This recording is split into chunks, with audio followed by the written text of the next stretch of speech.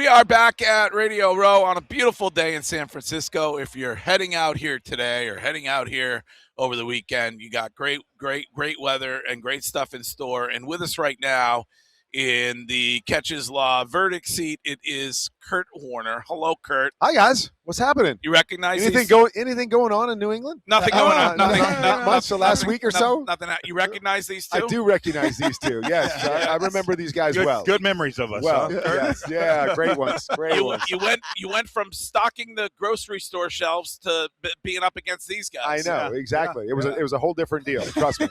He already had his. he already had one.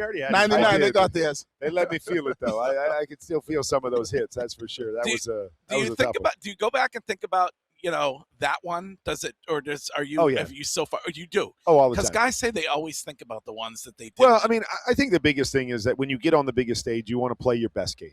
And we didn't play our best game. I mean, obviously, they had a huge part in that, but we didn't play our best game. And so when you get moments like that to solidify your spot in history and you don't play your best, you think about it. Like I lost another one, obviously, with Arizona.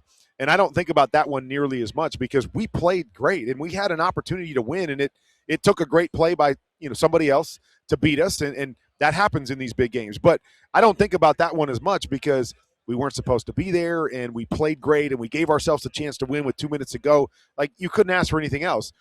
In 01, we didn't play our best. And, we left a lot of things out there. And so that's the thing that you look back and go, man, so much can be different, obviously, if you win a second Super Bowl or a second Super Bowl in 3 years. So it is one that you think about a lot. Man, if we just would have done something a little bit different, if Leonard Little just hits that ball out of Tom's hand right there at the end of that last drop, so many different things. Now you're like pointing at the defense, though. Well, I am in that one.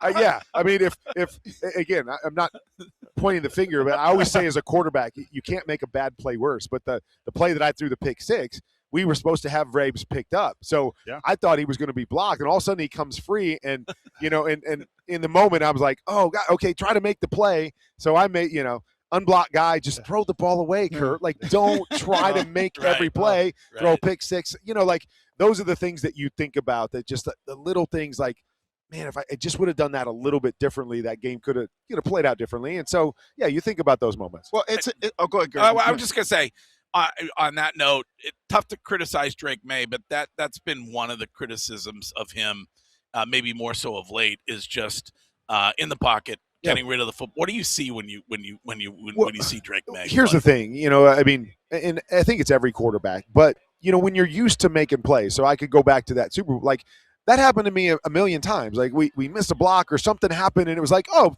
okay, just find Isaac over there, he's open, just throw it out in front of him. Like, I did it a million times. So in that moment, I look back and go, well, why'd you do that? But I did it because I had made that play a bunch of times. I just didn't make it then. And I think the same happens with a lot of these guys, especially these athletic guys. Drake, I think, is maybe the best in the league at navigating the pocket. And like Tom was so good at just moving and quarterback athleticism and keeping his eyes. And he's made so many plays this year doing that. And then we watch him in the playoffs, and he's trying to do that, and he holds the ball too long, and boom, the fumble. Yeah. And so it's such a fine line with all of that stuff, is that when you're used to making plays, you want to make a play. And, being able to balance, okay, when's a play over? Like, when do they have me, and it's time for me to give up and take a sack or throw the football away? But it's hard for all of us that are used to making plays in that manner. We think we're going to make it every time. Yeah. And then it doesn't work out, and you go back and second guess, like, why'd you do that? Well, I did it because the week before when that happened, I made the play, and it sent us to the next round. So why wouldn't I try to make it here? But, but unfortunately, there's going to be times that it works against you, and he's had a number of those in the playoffs that you just kind of go, okay, in big games like this, right?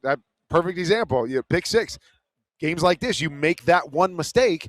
That one mistake can be the difference in being Super Bowl champions or not. Yeah. And Kurt, that's the one thing that I always talk about. In these type of games, it comes down to the 3 or 4 plays that the quarterback either makes or he doesn't make. And talk a little bit for like, Drake Maye, who's coming into his first one. And I always talk about the pressure. What do you think's going through his mind and the pressure that he's dealing with, knowing it's going to come down to a couple plays that he's going to have to make. Yeah, pressure, I think, is always a relative term. Because you get into these moments and there's pressure that, you can feel from the outside, but the pressure's as much as you guys know on the inside. Like, this is our moment. Like, I know Drake's probably thinking, oh, I'm going to be like Tom Brady and I'm going to get to 10 of these because here I am in my second year. But that's not how it works. And so there's pressure to go, okay, this is a moment. I don't want to miss this moment no matter what's in the future. I don't want to miss this. So there's that pressure. But there's also when you're prepared and when the ball's snapped, you guys know, it's not the Super Bowl. It's playing, at least until I'll say at least the first 58 minutes. Yeah. Right? The first 58 minutes are like, we're playing ball. Like, it's football again. And then the last 2 minutes, you're like, this is for everything. Like, this is world champion. So then the last 2 minutes, that that panic or that pressure comes back like, okay, is it tight? I got to make the play here. But I think that's the hard part is managing the pressure and emotions up until kickoff. And then I've always said in the big moments too is that you guys know, just like our Super Bowl, you got 17-3, and then it's 17-7. I was up 16-0 in a Super Bowl, and then it was 16-16. I was down 10. It took the lead. It's like these games also have ebbs and flows every other game. And so handling that as opposed to like, oh my gosh, I just threw an interception. I got to make up for it on the next throw. Handling the ebbs and flows and knows it's a 60-minute game, I think, is also key when you have young people that haven't been here and it's their moment. Like when something goes bad early, how do we handle it? Right. What goes on and does it get away from us, or do we weather that storm and find our way there in the end? You're not staring at the scoreboard and the clock like, wait a second. Yeah, exactly. Kurt, I'm guessing one of your key matchups for this game is Josh McDaniels against Mike McDonald's defense. Your thoughts on Josh as an offensive coordinator, and then your thoughts just on that matchup, kind of those two guys matching wits. I love Josh. I don't know if they could have a better situation. You bring in Vrabes, and we know what he is as a head coach and a defensive guy. And then Josh is a phenomenal coach. And the fact that, it hasn't worked out for him as a head coach, to be able to bring him back and lead your offense, I think to me is a huge part of why they are here. And what I love about Josh is to me, he coaches the quarterback position the right way. I've had a lot of discussion this year on this pure progression passing that's taken over the league and trying to get, guys to play and play faster. Whereas, Josh forces you to have to play the position, see a defense, know what you're seeing, make your decisions based off of what the defense is doing instead of just this 1, 2, 3, 4, 5 stuff. So I love the way that he's brought Drake along. And I think when you do that and you force your quarterback to see it, there's a comfort level in knowing I know what I'm looking for. I know what I'm seeing. I know what my answers are. And so I love what Josh does. Now, the challenge is always, when you have a guy like Mike, is he's going to throw a lot of stuff at you. He's going to, he's going to dial some things up, and he's going to give you one look and show you something else. It's so key to go, okay, what am I looking for on this play? Like, not overthinking it, not going, oh my gosh, there's guys everywhere. What are they doing? No, what are your keys? Stick to your keys. Here's the play. You know what this is good against. You know what that is good against, and play the game. I've got a son that's a quarterback that just finished college and wants to give this a shot. And anytime he goes through the struggle, I'm always just like, go back to the basics. Trust your eyes. You know what you're looking at. You know what you're reading. Who that read guy is. Simplify it. You don't have to see 11. You have to see 1. You have to see 2. But it's easy for it to be like, oh my gosh, all I'm seeing is 11. Yeah. There's guys everywhere. What's going on? Fine-tune it, get back to the one guy that you need to see, and I think that's going to be key because they're going to throw a lot of stuff at him, and as a young guy, probably some things he hasn't seen, but you go back to the basics and the things that Josh has led him down that path, I think he's going to be just fine. Let me get your catches law verdict on the game. Who wins it? I'm leaning towards Seattle right now, and I know. Well, hey, I should have learned, right? I should have learned. Bitterness is an awful thing. It is. I've been told how bitter I am, for let weeks. It go, Kurt. Let it go. Right, let it go. Yeah, I think the biggest thing for me is just the offense of New England has struggled in the playoffs, and Seattle has played really well. And so I go into this thing like when you get into you want the team that's playing really good football, and I think Seattle's played better across the board than New England has.